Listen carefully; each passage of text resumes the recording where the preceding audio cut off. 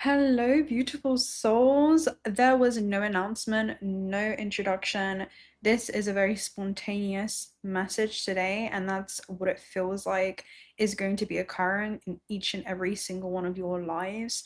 I'm just seeing this new beginning that's being ushered across the cosmos, and it also comes with a simultaneous ending. There is a step into a new beginning that each one of you are taking right now as you're emerging into a higher archetypal expression, a higher order.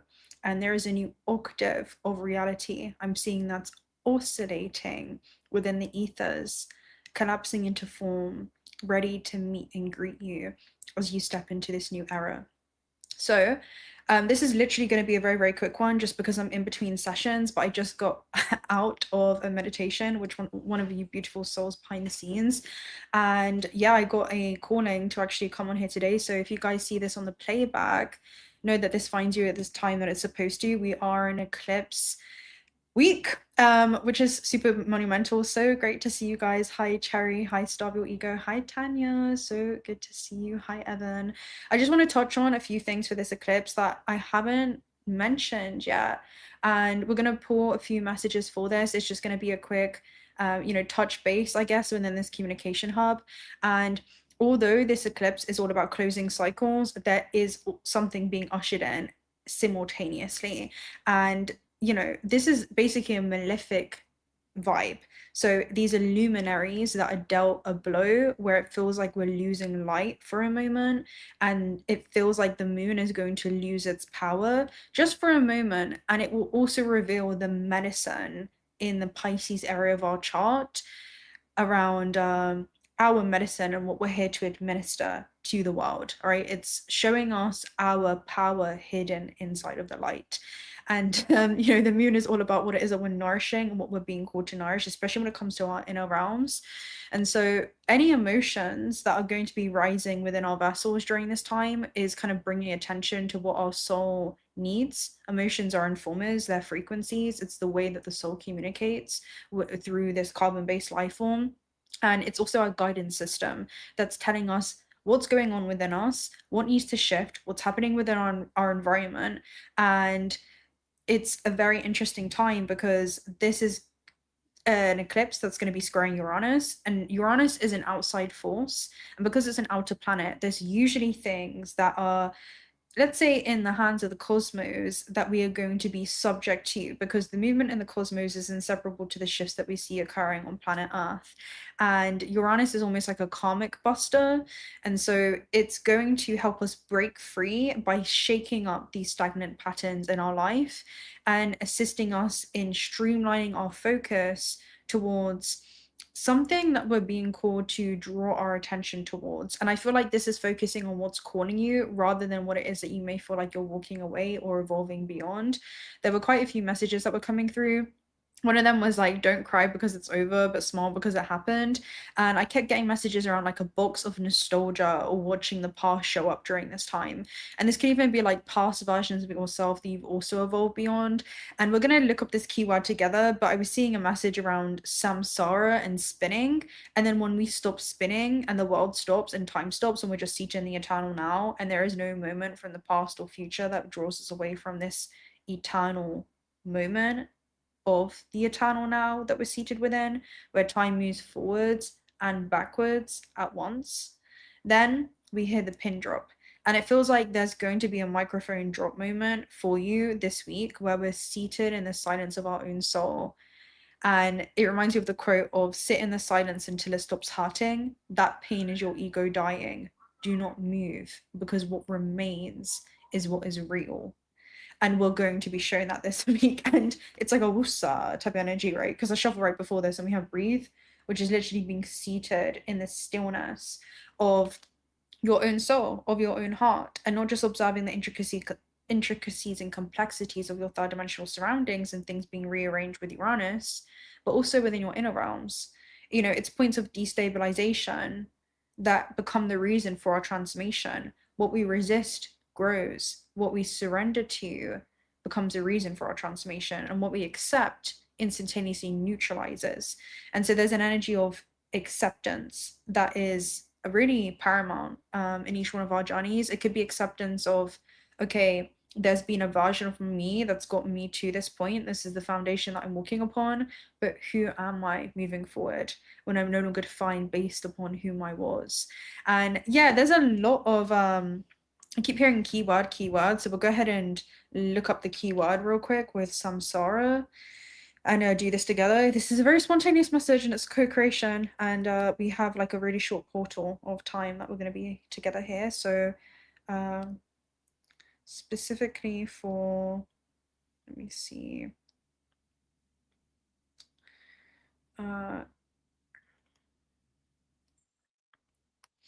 okay, so using samsara as a definition, it comes from the Sanskrit and refers to the cycle of becoming. So this is your cycle of becoming. Traditionally, the continuous cycle of birth, death, and rebirth. And it makes so much sense, right? Because this eclipse is happening on a 9 universal month. And that's all about culminations and completions. And it's literally opening up the gateway into the new beginning and the rebirth of September, which is a 1 month numerically. And on a psychological, spiritual level, it can be repetition of patterns until something changes our relationship to the cycle. And I feel like this is some kind of perspective that's going to be revealed to you. It could be information, it could be a conversation. You know, there's a lot of fated things that are going to be occurring. Samsara is the loop, and Uranus is the interruption to that loop. The eclipse is the threshold. So Uranus energy is disruption, awakening, liberation, and the sudden breaking of established patterns. I'm also seeing patterns of the lineage. It can reveal where we've been unconsciously repeating ourselves simply because a particular reality has been familiar, but what is familiar is not always aligned. And an eclipse can function symbolically as a completion and a reset point. So something that hasn't fully revealed itself to you in the eclipse exposes a samsaric cycle, and Uranus breaks that repetition. So you're no longer having to recreate a particular version of reality. So yeah, it's not just creating another chapter of the same story. This is like a full-blown reinvention. That's what you're being walked into, and you don't have a point of reference for this new beginning that's being ushered in. Again, you've never been this version of yourself before, and so the version of reality that is like streamlining through this version of self is it's like super auspicious is the word that wants to come through. And I want to read to you guys something. I'm like trying to be really intentional with the time here that we have, and then we'll pull some messages. And Planetary Oracle 333 said that your inner world reveals the truth. And he was talking about some truths begin unfolding within you long before your external world reflects them. And under the Pisces eclipse, what we've been sensing emotionally can rise with deeper clarity. And so your inner world may have already been showing you what your attachment has been trying not to see. So trust what keeps returning to your awareness this week.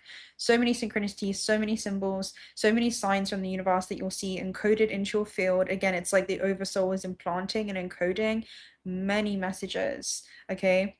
So what becomes clear now can help you recognize what you has completed, what has to be released, and where your heart is already preparing to move next. So there's an old emotional spell break where what once felt magnetic could start revealing a pattern beneath this pull, right? And this is like old wounds that have been seeking resolution. And I'm seeing it as the breakdown of a nucleus of a family. And so the thing is, there are certain subconscious core belief systems that lead to us drawing in certain ecosystem of experiences. And these experiences are filled with timelines, soul lessons, people, you know, circumstances that play out in our reality. But when we integrate that wound and we learn to become our own source inside of that environment, that paradigm begins to dissolve, essentially because we're no longer reinforcing the same version of self or archetypal expression that had streamlined that reality through it or from it, right? Because things don't happen at you. You know, they don't even happen for you, they happen through you. And so I'm seeing it as literally a new reality being rendered, and you're being called to streamline your focus back towards yourself again, not based upon who you've been, but who you want to create yourself to become.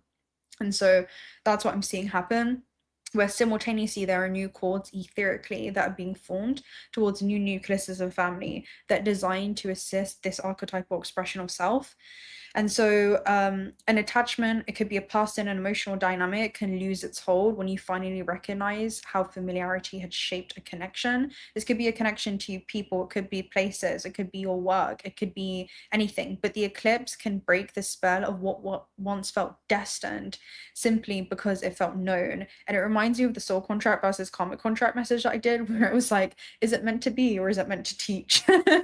And as your awareness deepens, your energy begins returning to you, and you're no longer being asked to repeat the old pattern, but you're being called to choose from greater consciousness and self-respect and emotional freedom.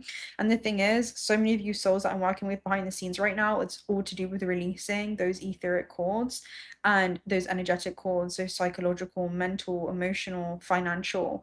And so this truth is just destined to change your timelines. Okay, it's destined to interrupt an old timeline of experience or limited timelines of experience and break you through into a complete new paradigm. And yeah, that's what you're going to see. I'm seeing emerging from you. So what you've been feeling can begin finding clarity, or like through language, or you're going to see confirmation. It could be a conversation, a realization, even if it's like an internal dialogue that you're having with your own soul, simply because we're also having a Mercury Cazimi in the sign of Virgo coming up very, very shortly. And I'm going to do a whole pre-recorded message on that, so don't worry. But it's basically going to help you understand why something no longer feels the same. And it's not because, you know, a person or a place has changed, it's because you've changed. And what once was emotionally unclear can become impossible to misunderstand now, right? Because once we integrate an experience, it's like you're seeing it through the lens of the soul. And this is where truth becomes that movement, because once you see a deeper pattern clearly, you can no longer negotiate with the old version of self or the old story. Instead, you start choosing your timelines very, very consciously. And then the unexpected change, you know, shifts everything in your paradigm, where there could be a sudden shift or a realization or a change in direction that can interrupt what you thought was supposed to happen. And it can feel very disruptive at first because it's like shaking up a snow globe, but it could also be revealing where life has been trying to move you. And I'm seeing like a chessboard and the oversoul in the chess where there's like a recalibration, and you're going to see that checkmate play out, especially because Uranus can break that pattern that your mind was trying to preserve. And it reminds you of, you know, the human makes plans and the universe laughs, because the universe has such bigger plans in store. And so this isn't about controlling every outcome, right? The eclipses are literally all about, you know, being called to awaken enough to recognize that there's something unexpected that's creating space for a reality that fits who you're becoming now, not based upon who you've been. And so what was the Pisces North Node eclipse teaching us these last 18 months? It was all about surrendering to open up to a new realm of experiences. So what's leaving your life right now, right, that ending, is actually bringing about a simultaneous new beginning that you're moving towards.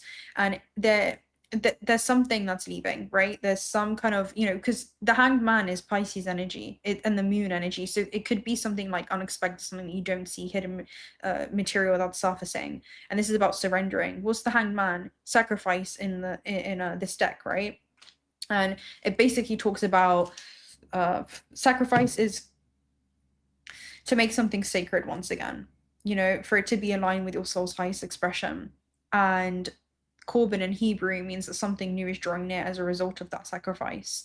And the energy that's coming through is Odin hanging himself upside down on the tree of knowledge, looking at the ruins of his life and becoming enlightened, because he's studying his experiences. He's extracting the wisdom from that. And wisdom, once imparted and shared, is a form of enlightenment, because he not only does he see himself as a light being, but also those around him.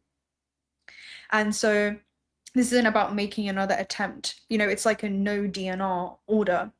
You're not being called to try to grip onto something. You know, it's like Pluto energy. You know, Pisces is asking you to release the need to control what's already completed. Let an ending be an ending. And surrendering isn't actually you losing your power, but it's reclaiming it, because it's in returning to the place of needing nothing that you return to the place in which you receive everything. And that's you returning your energy and becoming available to what's ready to become in your life.